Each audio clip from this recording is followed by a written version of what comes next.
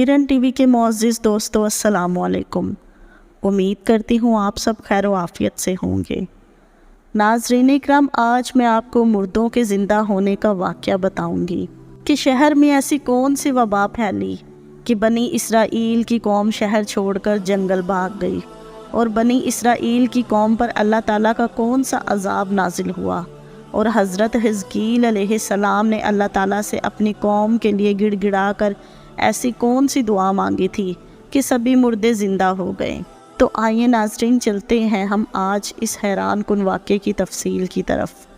Video शुरू करने से पहले आप दोस्तों से गुजारिश है कि मेरे YouTube चैनल किरण टीवी को सब्सक्राइब कर लें और साथ मौजूद घंटी के बटन को भी दबा दें ताकि मेरी हर नई आने वाली वीडियो आप तक बआसानी पहुंच जाए।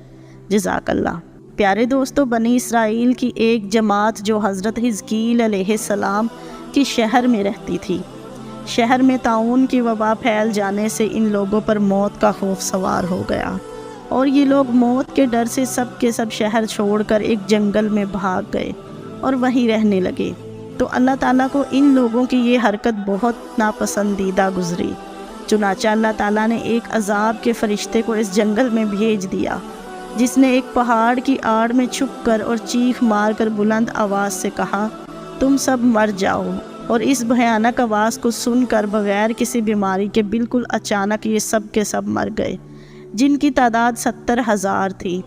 इन मुर्दों की तादाद इस कदर ज़्यादा थी कि लोग इनके कफन व दफन का कोई इंतज़ाम नहीं कर सके, और इन मुर्दों की लाशें खुले मैदान में बेगौर कफन 8 दिन तक पड़ी सड़ने लगी और बे इंतहा बदबू से पूरे जंगल बल्कि इनके एतराफ़ में बदबू पैदा हो गई।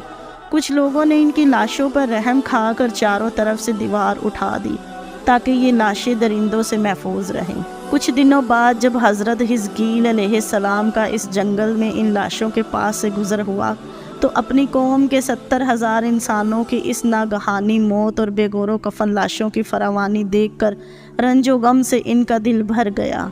आप दीदा हो गए और अल्लाह ताला के दरबार में दुख भरे दिल से गिड़गिड़ा कर दुआ मांगने लगे, या अल्लाह, ये मेरी कौम के अफराद थे जो अपनी नादानी से ये गलती कर बैठे कि मौत के डर से शहर छोड़कर जंगल में आ गए। ये सब मेरे शहर के बाशिंदे हैं, इन लोगों से मुझे उन्स था, ये लोग मेरे दुख सुख के शरीक थे। अफसोस कि मेरी कौम हलाक हो गई और मैं बिल्कुल अकेला और तन्हा रह गया। ऐ मेरे रब, ये वो कौम थी जो तेरी हम्दो सना करती थी और तेरी तौहीद का ऐलान करती थी और तेरी किबरियाई का खुतबा पढ़ती थी। आप बड़े दिल के साथ दुआ में मशगूल थे कि अचानक आप पर वही उतर पड़ी। ए हिज़कील अलैहिस्सलाम, इन बिखरी हुई हड्डियों से फरमा दीजिए, ए हड्डियों, बेशक अल्लाह ताला तुमको हुक्म फरमाता है कि तुम इकट्ठा हो जाओ। ये सुनकर बिखरी हुई हड्डियों में हरकत पैदा हुई और हर आदमी की हड्डियां जमा होकर हड्डियों के ढांचे बन गई। फिर ये वही नाजिल हुई कि ए हिज़कील अलैहिस्सलाम, आप फरमा दीजिए कि ए हड्डियों, तुमको अल्लाह का ये हुक्म है कि तुम गोश्त पहन लो। ये कलाम सुनते ही फ़ौरन हड्डियों के ढांचों पर गोश्त चढ़ गया। फिर तीसरी बार ये वही नाजिल हुई कि ए हिज़कील अलैहिस्सलाम, अब ये कह दो कि ए मुर्दो, खुदा के हुक्म से तुम सब उठ खड़े हो जाओ। चुनांचे आपने ये फरमा दिया तो इनकी ज़ुबान से ये जुमले निकलते ही 70,000 लाशें दमो ज़दन में नागहानी ये पढ़ते हुए खड़ी हो गई, सुबहानक ला इलाहा इल्ला अंता।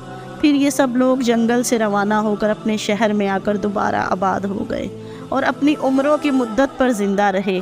लेकिन इन लोगों पर इस मौत का इतना निशान बाकी रह गया कि इनकी औलाद के जिस्मों से सड़ी हुई लाश की बदबू पैदा होती रही। ये लोग जो कपड़ा भी पहनते थे वो कफन की सूरत में हो जाता था, और कब्र में जिस तरह कफन मैला हो जाता था ऐसा ही मैलापन इनके कपड़ों पर नमूदार हो जाता था।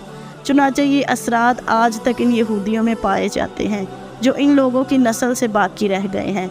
कुरान मजीद में इरशाद है कि ए महबूब, क्या तुमने ना देखा इन्हें जो अपने घरों से निकले और वो हज़ारों थे। मौत के डर से तो अल्लाह ने इनसे फरमा दिया कि मर जाओ, फिर इन्हें ज़िंदा फरमा दिया। बेशक अल्लाह ताला लोगों पर फजल करने वाला है, मगर अक्सर लोग नाशुक्रे हैं।